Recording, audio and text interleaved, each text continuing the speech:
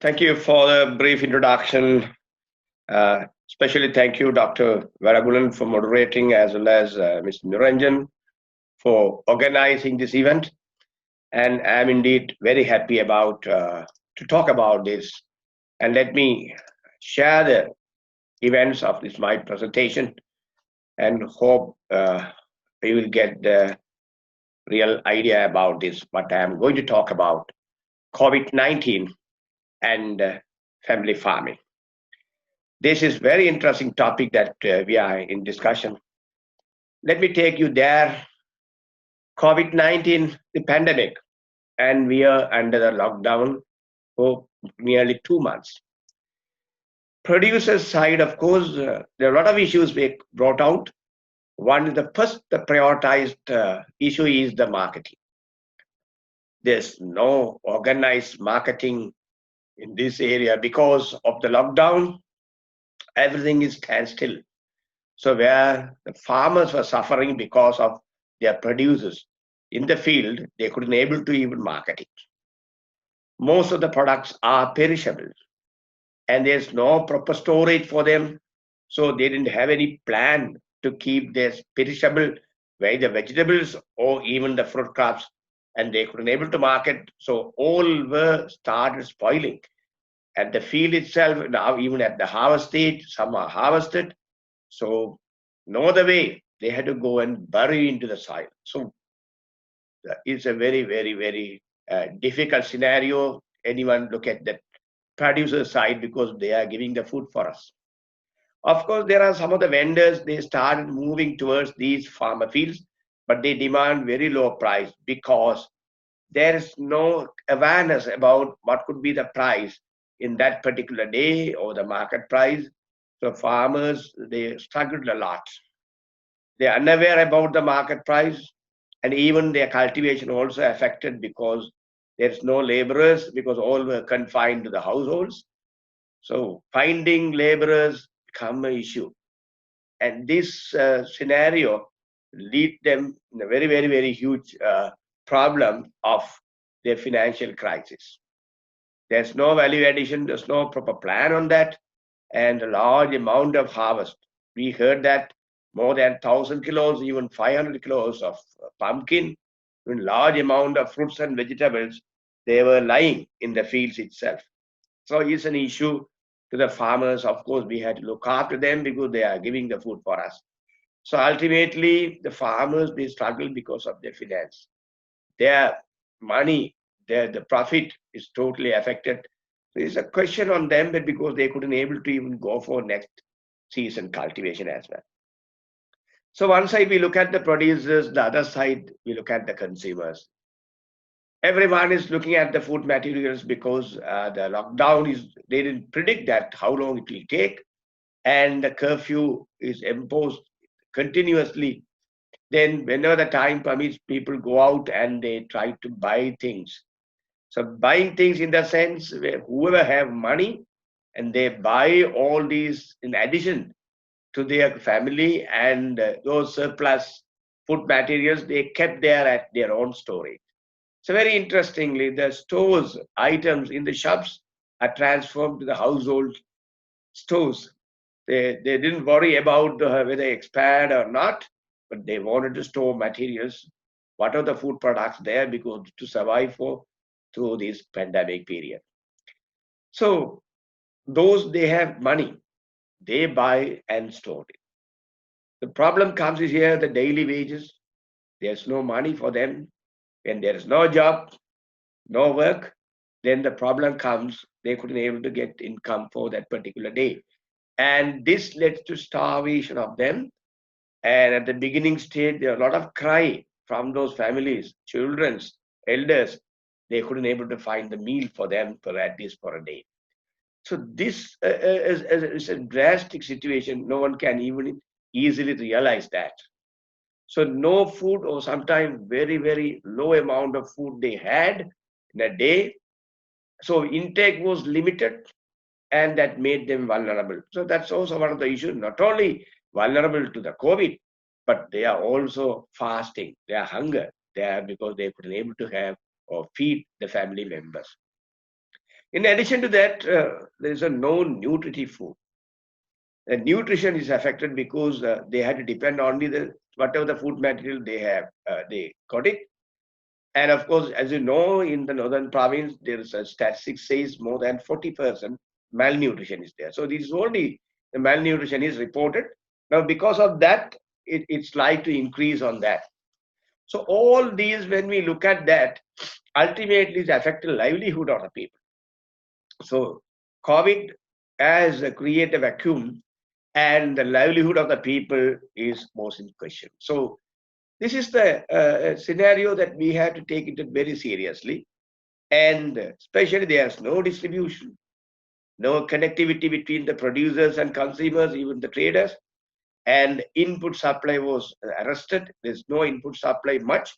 Of course, Department of Agriculture tried to do that, all giving the seeds or seedling material, the planting materials, and they try to support the farmers, but not in the fuller sense. But there were some of the helping tendencies were there. Proper transaction is not even observed, and of course, farmers were struggling. Not only they market the produce, the cultivation itself, they didn't have any laborers, and also they found it, as I discussed earlier, the marketing. So in addition to that, the fertilizers, pesticides, even buying things, all is all totally affected because of that. So this remind us where there's no how we are looking into that the nutritional and the food security of these people. We had to be a little serious on that. Nobody has expected this type of situation will come, but there are some alarming messages coming out day-to-day life that you can see there may be a repetition of this pandemic, or even worse than that. There may be many more viruses may come in the future. So we have learned now a good lesson during this period, this pandemic. So with that lessons we have learned, we had to be prepared strategically, and we have to develop ourselves how we are going to live in the future. So altogether, though whatever the producers or the consumers, we had to be in mind that the immunity, this is for all.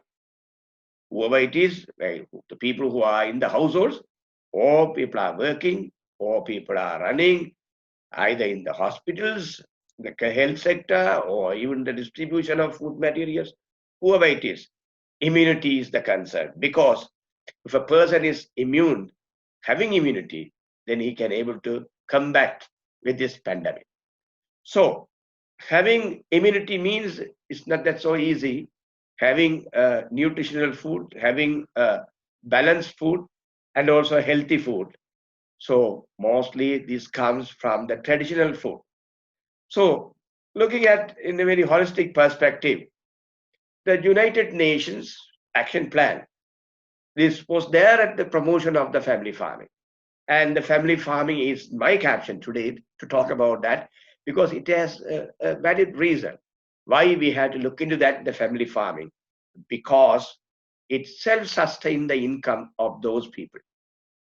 Secondly, it also gives an access of food, either food, a surplus food, or even a balanced food, as well as the nutritional food. So altogether, family farming is a powerful tool to fight hunger and poverty. Hunger and poverty, in the sense you can able to recall that these are the two sustainable development goals announced by the United Nations, and they are targeting to end the hunger and poverty in 2030. So with that background, family farming is as taken as very serious concern in 2014, where they have declared as an International Year of Family Farming. Why they have declared this International Year of Family Farming? To promote cultivation of food, not only in the commercial scale, but also at the households. And because of the success, acceptance of these people, and the success they have got in introducing these home gardens, or even the little larger scale, and that was able to boost the production, especially as an organic production, and people able to balance themselves. having a balanced diet. So with that background, they have declared 2019 to 2028, this 10-year period, as a decade of family farming. So 2019, it was introduced, and surprisingly, this concept completely matches with this pandemic. And family farming, this is the means of a good answer for this combating this pandemic when we have our own crops, a healthy crop, and if you have a balanced food and a nutritive food, all these, that helps to build up the immunity among the people. So family farming in total, in a small way, is a concept of gardening. Either we are doing in a small scale or we are going for a commercial scale. If it is a small scale in the family farming, that is for the gardening, where initially the institutions have been given boost to cultivate crops, whatever the space available, to give message people who are visiting those institutions, whatever the institutions, either government institutions or even a non-state institutions, they have gardening there where they try to grow crops. So that message is taken by the people to their households. In addition to that, this also was introduced in the schools, and where the children who are studying there, they involved in developing gardening. Very good example I can quote here. In Jaffna, the Jaffna Science Association has conducted a school science program every year. There is a program of every year, and in that they were assessing the school gardening and they are awarding prizes. This was there for the last 10 years with that Jaffna Science Association agenda. So where the students are given access and students are encouraged at the school itself, learn by doing and to build up a gardening there. And that message they take up to their household and they promote home gardening. So this, even though the parents are not much aware about this, but the children take this message from the schools, since they are doing by practicing there, so they take the message there. Even they take the seeds or seedlings or even the planting materials, they plant their household itself. So that is a real idea there. All these gardening concepts are built in. So in a scale, when you see all these institutional or school gardening or the home gardening, the ultimate target is that people have to join together and work. So that's the idea about this active participation. And there's a diversity of the food. People can able to have different food materials for them. They want the fiber material or even the protein or even any kind of fruits or vegetables they can able to have if they start growing there. And that has to be a balanced food as well as a nutritive food. As I mentioned at the beginning, to develop immunity, we need to conserve on this all. Well, home gardens, though we talk about that, is a very, very simple concept. Of course, in Jaffna, initially, the home garden means only growing ornamental crops. But now the understanding is changing now. People do really understand that home gardens have a lot of inputs inside. There's availability of food, of course, they are self-growing, and they can have their own harvest. And of course, as I discussed, there's a diversity of food, of course, to combat with the malnutrition or even undernutrition. This is even a serious concern. And especially they can generate income. Those vulnerables, where they couldn't able to find money for them to buy anything, daily wages, woman-headed families, disabled, and very poor people, they have to generate income because the support, although the government has supported them for finding money, but it's not sufficient enough for them to buy things for their family, at least having 5 members.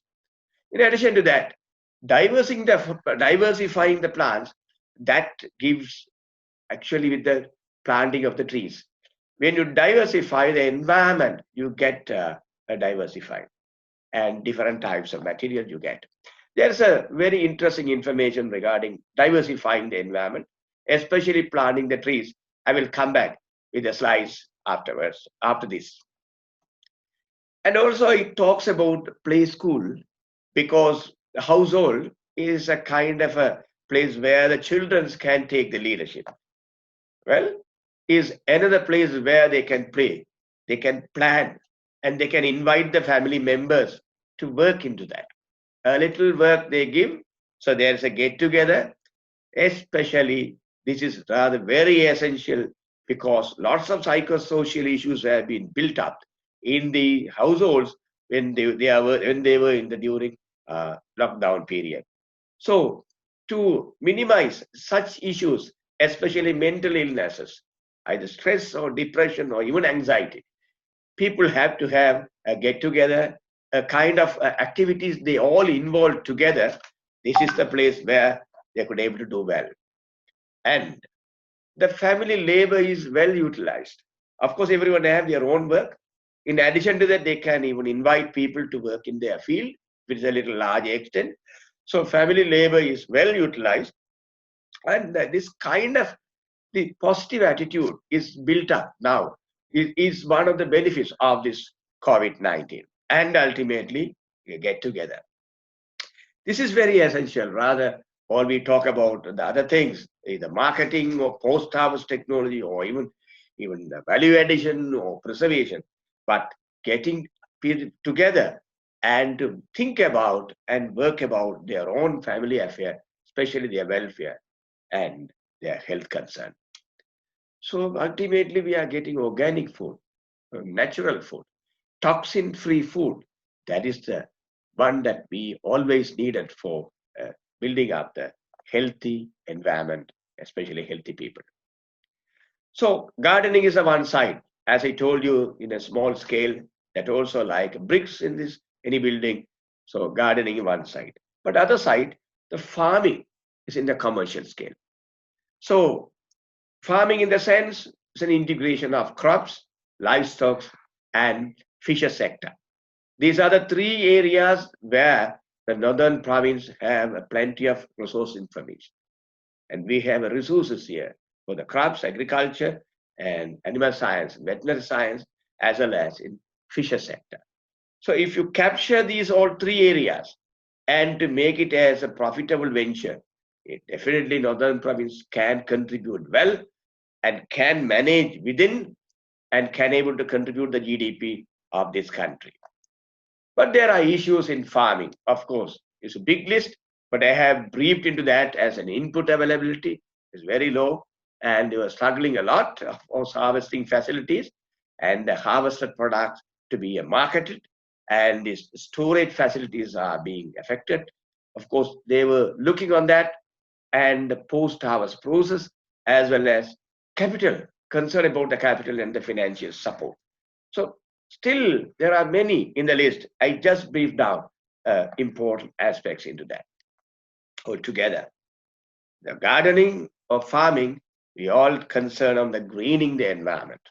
I think that's a good message came out that because of this pandemic and lockdown during this period, the environment is getting improved and the pollution is reduced. And people could see that the particles, dust particles in the air is settled. And that is a very real concern on that because we try to safeguard the environment. We didn't do anything much. Only we confined ourselves, the environment purified. That is the greening the environment. That's the real concern, the outcome of this pandemic, giving a lesson to every individual in this earth. Look at that we had to preserve the environment. There is a way. Well, I will come out with a very simple scientific evidence that also will help you to understand more on that. NASA in 2019, they said Earth is greener today than 20 years ago.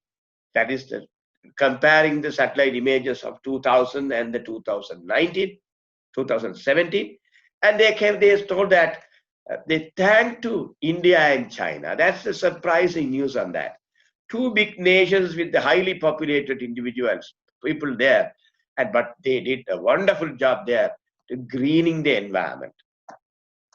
Look at these maps of these satellite maps, and they have come out with these the greener areas in two places. One is in India and in China. They contributed immensely in the greening the environment. That's the message that comes out from the NASA, especially on a report, a research paper published in the Nature Sustainability in February 2019. Very interesting to see. India continues to break the world records in tree planting.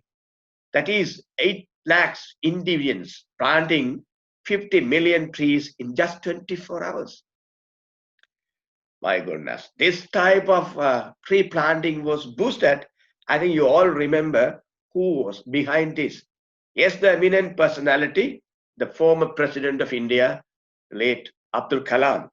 And he was inspiring every individual to plant trees there. So because of that, a lot of missions have been developed and started planting the trees in India. So if you look at that, the results of the findings, the China accounts 25% of the global net increase in the leaf area, with only 6.6% of global vegetated area. Otherwise, in greening, China, 42% from the forest. So they have promoted establishing the forest cover in those areas. Of course, 32% from the croplands. But in India, 82% from the croplands. These are the difference between these two countries. And with minor contribution from forest, 4.4%. This gives a clear message on that. In India, 82% from the croplands means they have introduced a newer technique in agriculture, that is the agroforestry. And agroforestry is very, very meaningful. That gives a multifunctional agriculture system. So strategically, technologically, we had to change ourselves to combat a similar incidence of COVID, where now agroforestry is promoted in a very huge extent in India. And that ultimately talks about the multifunctional agriculture systems where the farming will have mixed cropping, especially with the perennials. And the economic viability also it is improved, say water quality improvement or safeguarding the water, as well as reducing the greenhouse gases, and of course, finally, conserving the environment. I think I have discussed in the beginning, the home gardens are the ultimate unit of this because it's sustainable through planting perennials. So take an example of a small piece of land with a house where you can have 4 coconuts, a jack, 2 jambu plants, a guava, and even the underutilized plants like annona, squamosa, and anything in addition to that, we can have 2 mango trees. So altogether, it's a very functional system, perennial functional system. Then this type of home gardens can sustain. In addition to that, what other space available, they can cultivate vegetables as well as fruit trees, say 4 pepper trees we can have. So people can easily access these products. They pluck from there and they can able to eat. They need not spend much money on that. So promoting this will help really the vulnerable groups, especially to get the food materials when there is a lockdown in those, but because of this pandemic. Understanding holistically this, there's a danger coming in the other side that we all receive that widespreading of the desert locust. Started from these East African countries and came to Iran, and now it again visited to Pakistan. And the Pakistan, India has the desert area, it across. Now in India, in many states, it started spreading 150 to 180 kilometers. It can able to travel, fly with the wind, can able to help that also. So a danger is coming out, which is biting and chewing insect, a very, very, very hardy insect. And see that the millions of locusts are moving across.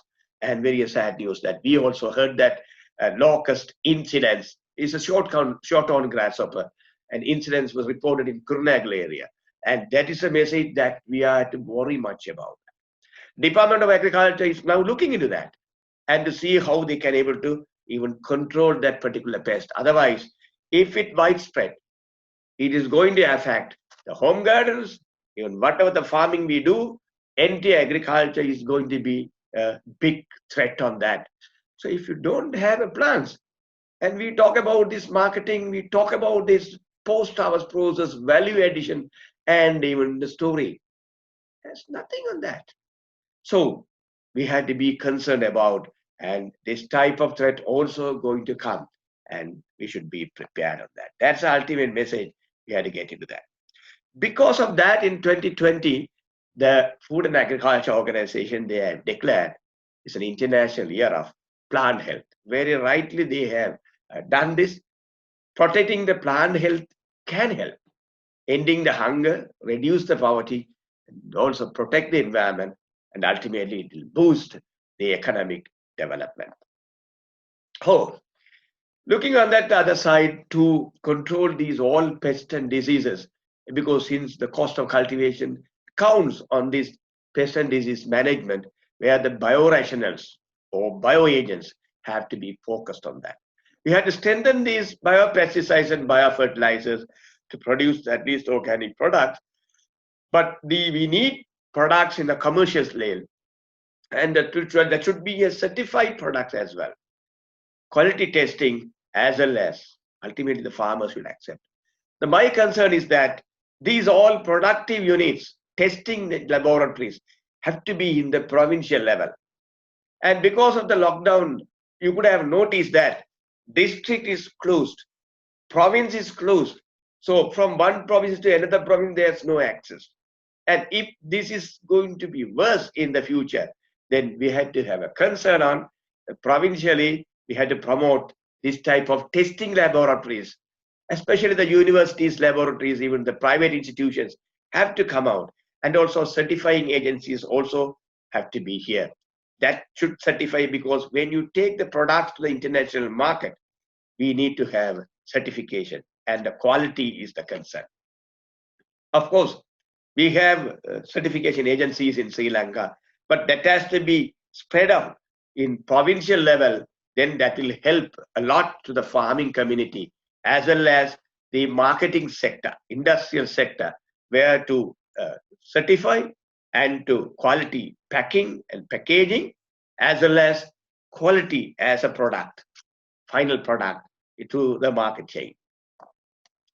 With this all, there are some benefits as well. Very interestingly, you could see that families, they got together and they had time to realize growing plants at household, plan themselves, and this all helped. Apart from that, there are incidences where the psychosocial conflicts or even the issues were cropped up, but in general, families were happy about and to work together. And the mobile network helped for their food transaction. That was very interesting on that. And we found that the mobile marketing that was initiated. That's a very interesting story when we look at that. In addition to that, farm facilitating the farming and value addition as well as post-harvest technology, you could see something has come out. During this period, people have joined on that. There's an organization called United Network for Human Development. They joined with the Agriculture Student Union of University of Jaffna, and they developed a WhatsApp and the Viber group. And through this, they have connected. They called an organization called Vergal, or Pasumai Vergal. They have connected the producers and the buyers, facilitating them to transform their informations. So thereby, people can able to even easily access on that. Of course, it's in the beginning stage. They struggled on this to even move up. And now they try to develop a platform of a website through that. Now they are working on that, I heard, and they are going to do it in a bigger way. So this is one of the interesting things that we found, that a mobile network or that is connecting the people in the northern province. So that is a very interesting information we could find on that. So there's another concept come out in the farmer market in Tamil Nadu, India, where in the village level, people are having this whatever the products they bring it, and they, based on the quality, they fix a minimum rate that is very feasible or reasonable rate for the farmers, and the farmers market help to sell the produce, especially for marketing. So that concept, don't even think about that. We can in future in those areas where the buyers, they come and directly and buy the things, and the quality, based on the quality, they can sell, they can buy, and they can take it for even for processing. From the University of Ruhuna, we found there's a real-time agricultural mobile-based information system. It's called Govinena. They have introduced, they connected the mobile phone and the interface, and through the mobile phone, people try to put the input there. So technology transfer is now visible. People try to build up, new innovations are coming out and try to help the farmers and the producers, but we need it in a very collective way. Probably within a district, within grammar server divisions, of course, they can have a small scale, this connective platform. And in the large extent, the district level as well as province level, especially people do marketing into export to the foreign market, then of course they can have in a larger networking. So we are now trying to connect all units together to facilitate the marketing process. That's a very interesting information that we'll see. Of course, in our period, that you could see that the Grama Shakti program, that was captioned very nicely because of empowering the villages. So my suggestion is that when there is no infection in certain villages or group of villages, they can cluster them and can allow the people to work there, because when they work, they could able to get the income for them. So that income is sufficient for them to look after their family itself, rather confining them in the family itself. So identifying those areas where there is no infection or there's no spreading, those areas have to be confined and can allow the people to work within. So that is one of the issues. Otherwise, we're helping the people by giving money. How long we are going to do that? And we learn that it is not help much to the people. A lot of issues coming out on that. In addition to that, we can consider this is a good setup. Wherever the possible, where those areas are not infected or not under risky area, they can able to allow people or do the small and medium enterprises there to come out the products, and that facilitate the people to generate income or have the income, as well as to look after their livelihood of the people, at least the family members' food basically. So safeguard the lives of them and to strengthen the livelihoods, especially these are the all vulnerable people, the poor people, women-headed families, war-affected families, daily wages, low-income families, even the disabled. So all those we have to support them very essentially. These are all being affected immediately because of non-availability of food, especially balance as well as nutritive food, what I have discussed so far. In addition to that, for all, we have to look at the immunity of them. That is the number one priority for similar incidences in the future. So to combat the pandemic, immunity, building up the immunity is much more important. So concern on that, we have a Sri Lankan Society for Microbiologists. Of course, they are also promoted with the health sector to improve the immunity, of course, talking about the antimicrobial resistance. That's also one of the biggest concern now coming out from the WHO, World Health Organization, because we are losing our immunity. Of course, we are losing our resistance. So antimicrobial resistance also in a bigger way, it was disseminated to the people by this society, and ultimately looking for a healthy nation with all the tolerance. 31st of May, very interestingly, we could see the International No Tobacco Day. Of course, Jaffna is concerned about cultivating tobacco because that is the only crop that gives profit to them, whatever the products they have, how the extent they are cultivating, but they're able to get the profit out of that. But now there's no promotion much on that because of the narcotics, and the government is not in the favor of cultivating this tobacco. Therefore, there is a possibility, and we have to all concern about looking for an alternate crop for tobacco where the farmers should not be affected. Already they are in trouble, but they should not be affected further. So look at the different crops, whether we can able to compensate all these especially for tobacco. There are concern on aloe vera as a medicinal plant. Moringa, of course, not only for the pods, but it's for the leaves because of rich in iron and other vitamins, and also stevia. These all crops can be thought about that. Still, we had to suggest based on that because the farmers have to accept whether these crops can able to give production. Of course, moringa, aloe vera, and stevia, you can able to export to any countries because that's a demand is always there. So with that, I'd like to conclude that family farming that ultimately we are expecting that will give a boost for them, at least giving food, nutritional food and the balanced food, but also that gives a smile in the future generation. Let the smiles of the future generation continues. What we are going to do in the future. So with this question, I think thank you very much for all for listening and keep yourself still safe, family safe and secure. Thank you very much.